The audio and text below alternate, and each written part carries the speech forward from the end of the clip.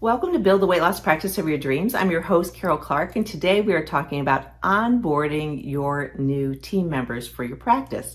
Whether it's a medical practice, surgical practice, really any practice, but how to onboard them properly. And onboarding is different than orientation, which is more of a process, checklist sort of a thing. But onboarding can take literally 3 months to a year. But it's so important because this can often make the difference between whether a new team member that you really enjoy and want in your practice stays or job hops to somewhere else. So you can make this experience outstanding for them. And I'm going to share with you some tips on how to do that. In fact, this entire month we are focusing on how to hire and to maintain a high-performing and loyal team in your practice. It's all the things, hiring, onboarding, what that really looks like and how to make it happen. But for purposes today, I really want to focus on the onboarding part because it does differentiate you from other practices or other locations where they may have worked. So it's really important. And one of the first things you can do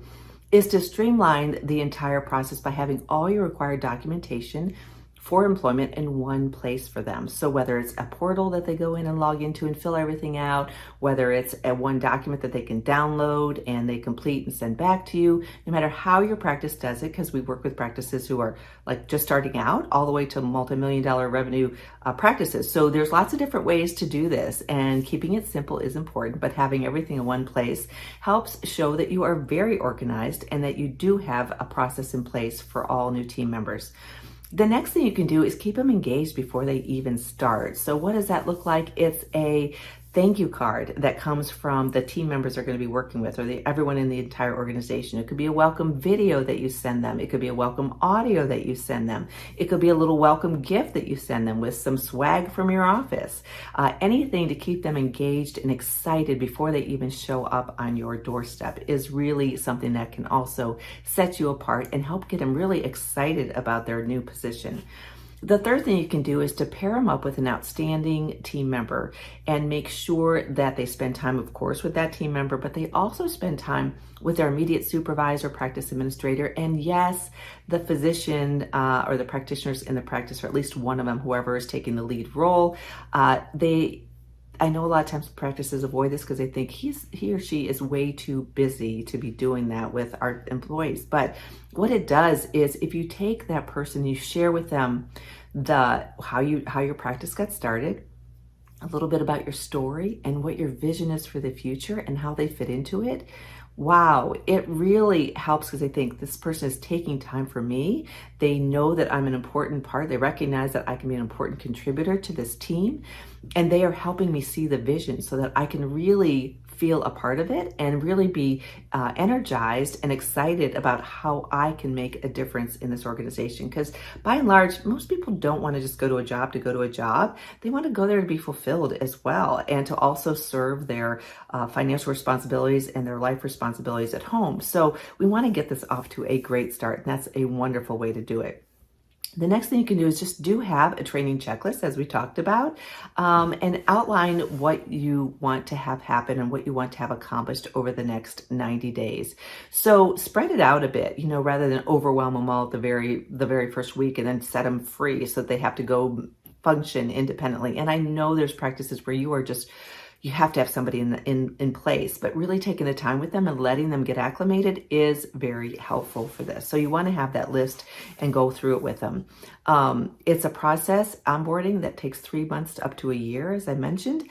So we want to make sure that we do make this a positive experience.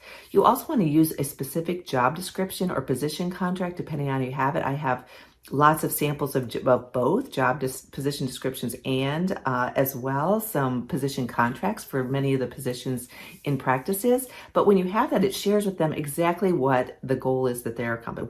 What are they responsible for? Make sure that you include outcomes.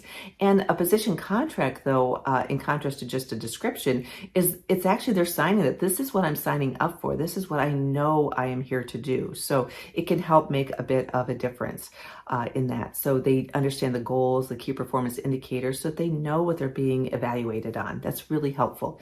The other thing is to consider an online training portal or one location for them to get some of the basic orientation things out of the way. So some of the common things they need to know about your practice, about some of your payroll processes, some of those sorts of things. If you can put it into a training portal, while that may seem a bit maybe less personal, it's really information that everyone needs to know. And it actually, if you don't have that in place and you put it in place, it's a good thing for your current employees to review. It shows that you're fair, you have set policies and procedures in place. It helps provide some stability for them.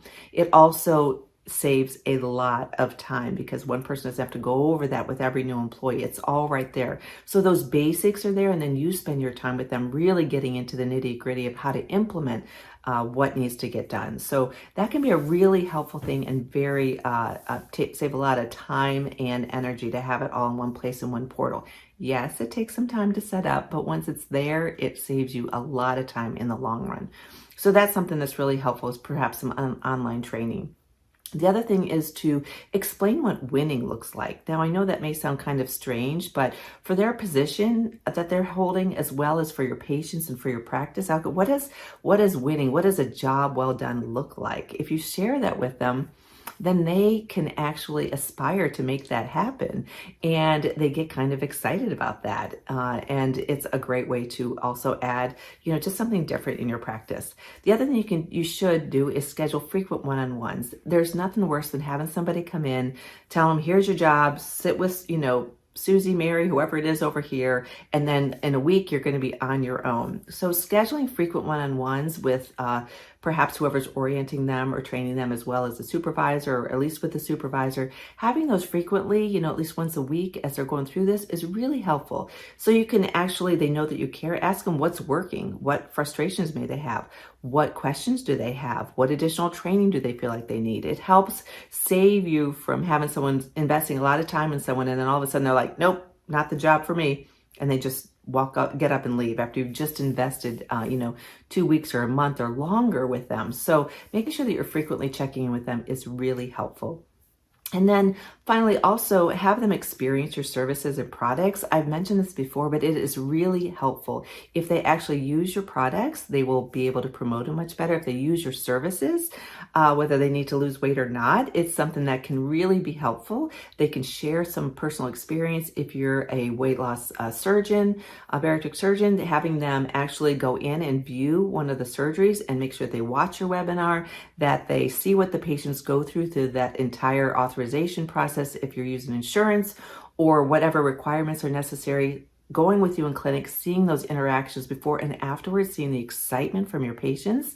It is something that is really helpful. It helps bring everything home for them, really gives them the vision for this is why we do what we do every single day. It's because of the patient outcomes. That's what's most important. So if you make that a part of your onboarding process, it really can make a huge difference as well. So I know this sounds like a lot of work, but in the long run, if you follow at least some of these practices or all of them, you will find that you will streamline things. It will save you time and money in the long run. So I hope this is helpful. If you want any further information, you just want to talk through some things going on in your practice or ways you can implement this in your practice, reach out to me, Carol, Karol, at weightlosspracticebuilder.com.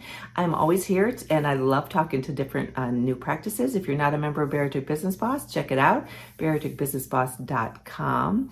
And in the meantime, I hope you and your team are having a great day and really making, of course, as we all do, a difference in the lives of your patients. So take care.